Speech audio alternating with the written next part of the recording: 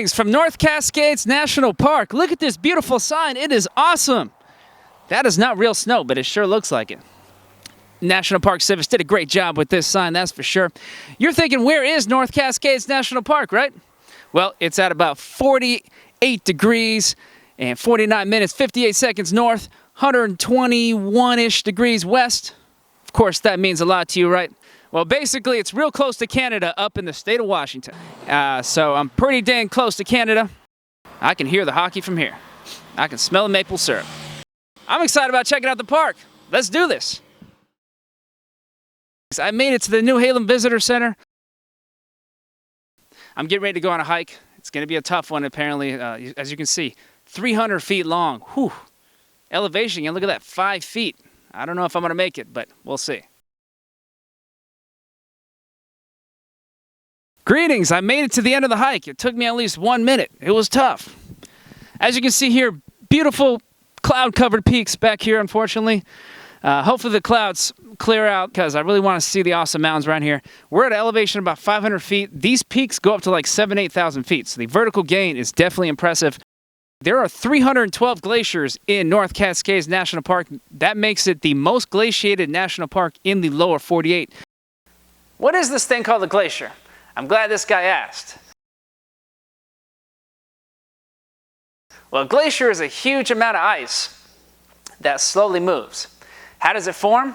Well, think about it. If you're in a really cold area where there's a lot of snow and ice accumulation, and that accumulation exceeds the amount of melting, over the year, you're going to have an increase in snow and ice. And think about that happening over hundreds, thousands of years. In fact, there's a glacier in Antarctica they think is about 1 million years old. Oh, here's a word of the day for you, ablation. That means the removal. Basically, the ablation rate of the glacier is how much it melts away or erodes. And so when you have that much snow and ice, interesting things can happen. For example, a lot of pressure can actually melt the very lowest level of the glacier, and that'll create a low friction surface for the glacier to move on down. So that's one of the main reasons how it's able to move, is because of melting at the base.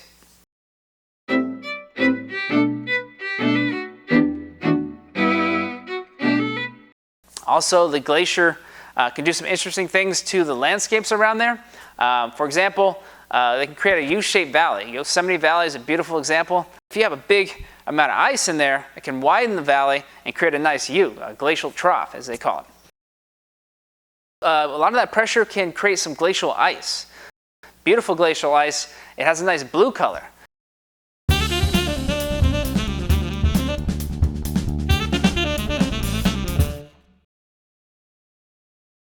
How does it look blue like that?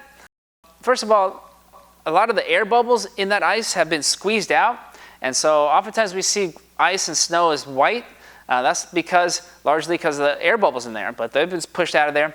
But also the glacial ice at that point is basically acting like water. So if you look deep into water or deep into ice like that, it looks blue because in the visible spectrum of light, as it goes down in the ice will absorb a lot of the Roy and G parts of the spectrum. So red, orange, yellow, green, those get absorbed, and the blue gets kicked back to your eyes, and so it has this nice blue color. Also, we should be concerned about them receding. You probably heard of this, kind of like receding hairline. Hopefully none of you have that kind of problem. Basically, the glacier looks like it's moving uphill because that ablation zone where that melting is happening at the bottom is that's picking up because the temperatures are warming up.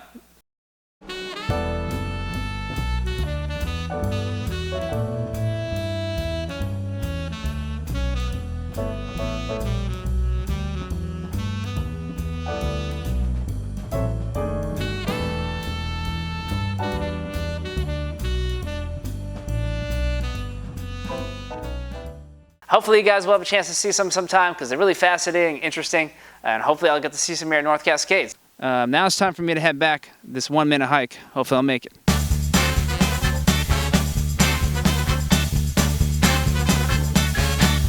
All right, I made it to Gorge Lake. This place is gorgeous. Look at this watercolor, it's incredible. This beautiful green.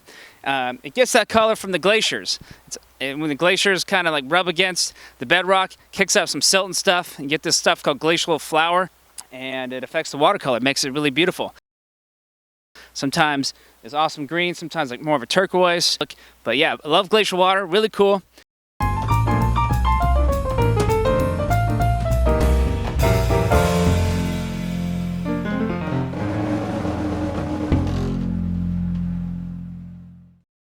And they dammed up the Skagit River. This is the Skagit River that came through. The first people who inhabited this area, as far as I can tell, were the Native Americans, a Native American tribe called the Skagits. They have evidence that they lived here about 10,000 years ago. They found some microblades from some rocks that were created like a knife tool thing. And it's really cool. So, awesome lake.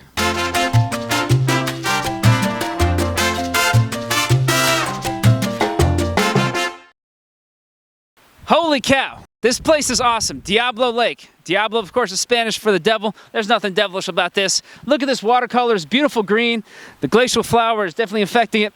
And the peaks around here. So glad the clouds opened up and I'm seeing these jagged, beautiful, rugged mountains, glacially carved. A lot of erosion. These things are ever evolving. They call this the American Alps. I've never been to the Alps. I definitely want to go sometime, but I'm guessing this is justified. These mountains are awesome.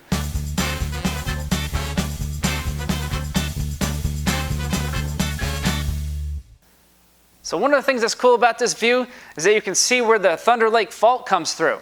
And along the faults, you can imagine the ground is kind of unstable and rock can be pretty loose. And so you got some landslides that have happened around here. And you can see up on the hill there, and the fault comes right across Diablo Lake. There's a huge glacier that they're constantly monitoring because of climate change issues about 10 miles up from here. Yeah, you got to come check out Diablo Lake. I'm loving it. How did these mountains form? I'm glad you asked. I've been wondering. In fact, a lot of geologists have been wondering too.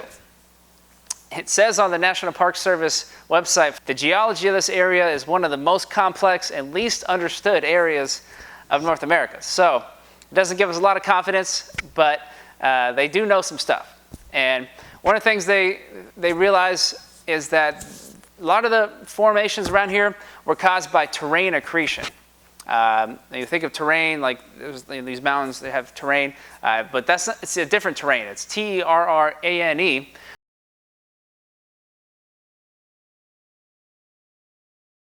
They think there was a big volcanic arch out of the Pacific, various mountains and pieces of land on oceanic plates that moved east and collided with the North American plate. So where the west end of North America is now has been built west as a lot of these pieces of land have collided onto North America and added to it.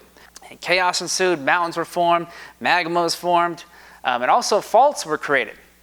Faults are cracks in the Earth's crust. They're all over the place.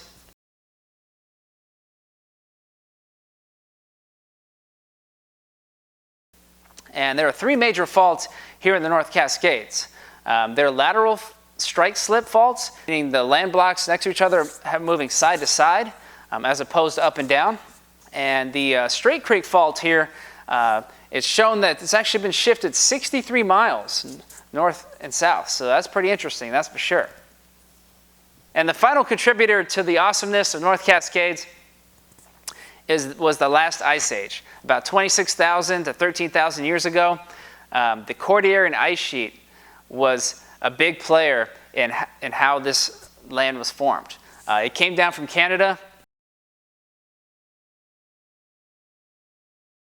and it was a huge ice sheet.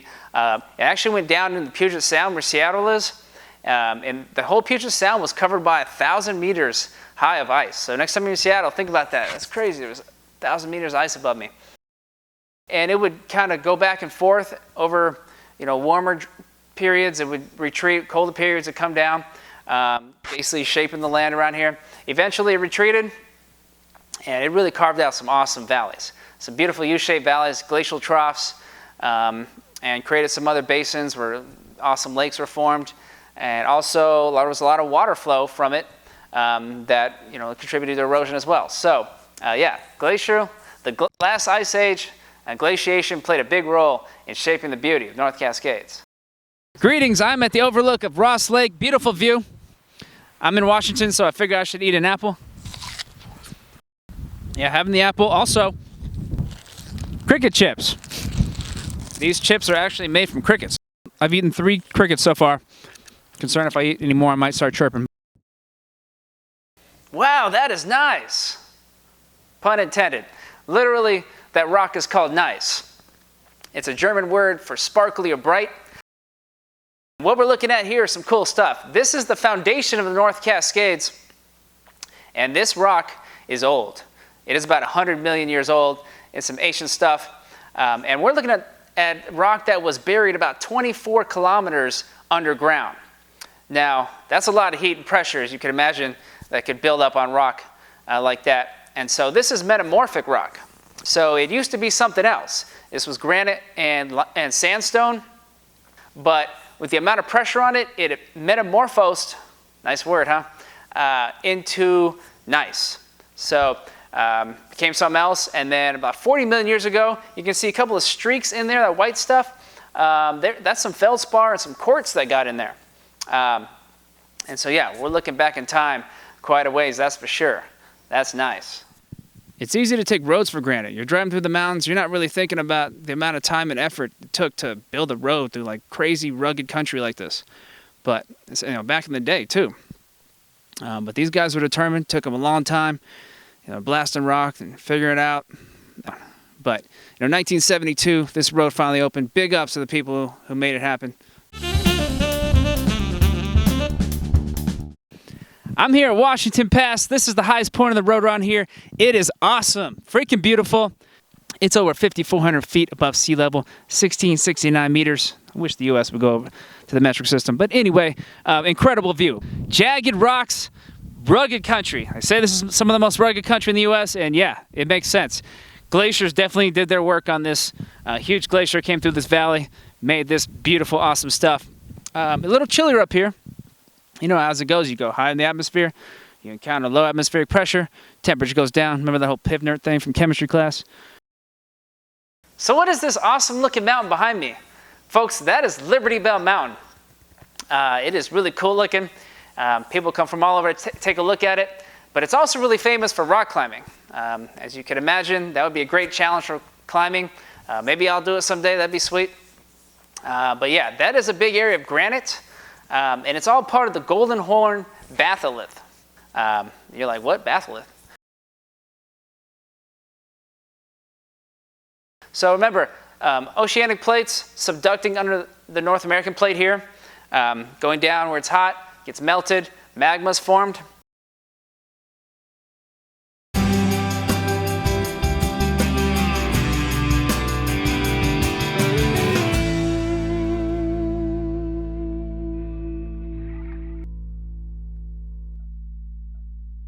So you have all this like liquefied rock, and it'll start oozing around, going in and all parts around underground there, and then it can harden and turn into solid rock, and that's granite.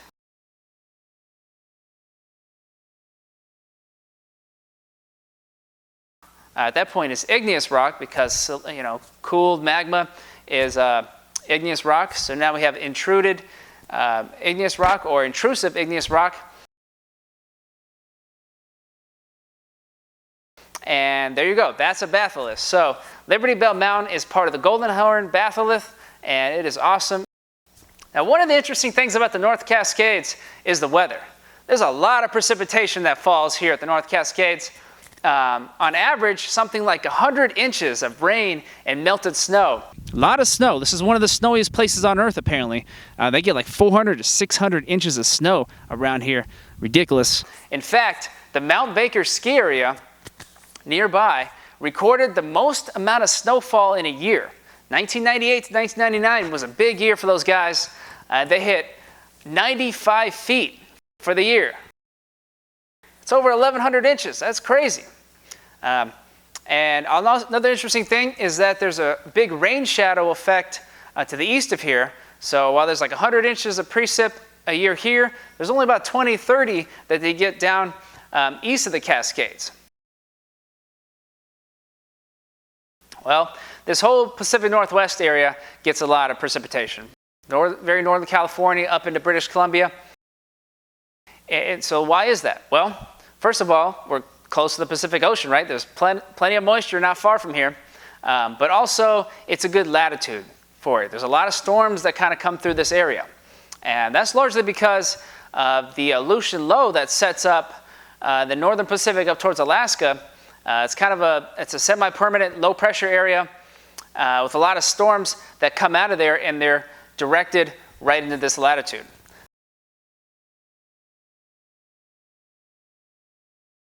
And then they encounter these big mountains. So what happens when air encounters mountains? It gets forced up. When you go higher in elevation, it cools down, right? And what happens is this temperature decreases and it can get down to its dew point. The dew point is a measure of how much moisture is in the air. So say it's at 50 degrees and the air temperature is 60 degrees. Well, if you cool it down from 60 down to 50, now you matched the dew point, so you can hit saturation, and you can have clouds and precipitation. And so the storms have already, they've got clouds and precipitation with them. The mountains just enhance it even more. And then on the back side of the mountain range, the air goes down, warms up, and so that decreases your chances of rain on that side of the county. All right, I came back to the place where the peaks were covered in clouds. I was hoping they'd be uncovered. They're not totally uncovered, but there's less coverage, so seeing more of the awesome landscape back there. This national park is awesome. I'm really glad I got to come out here. You guys got to check it out. Just saw a tip of the iceberg. Like I said, most of the park is accessible only by foot, plane, or boat. So one of these days I got to come back and see more of the park, that's for sure. I didn't see a whole lot of wildlife. I heard there's a bunch around here. There are bear sightings every day. But I am starting to see some mosquitoes. I guess that's the wildlife I got. Not the ideal. But anyway, North Cascades National Park, it is awesome. You got to come check it out. Good day. See ya.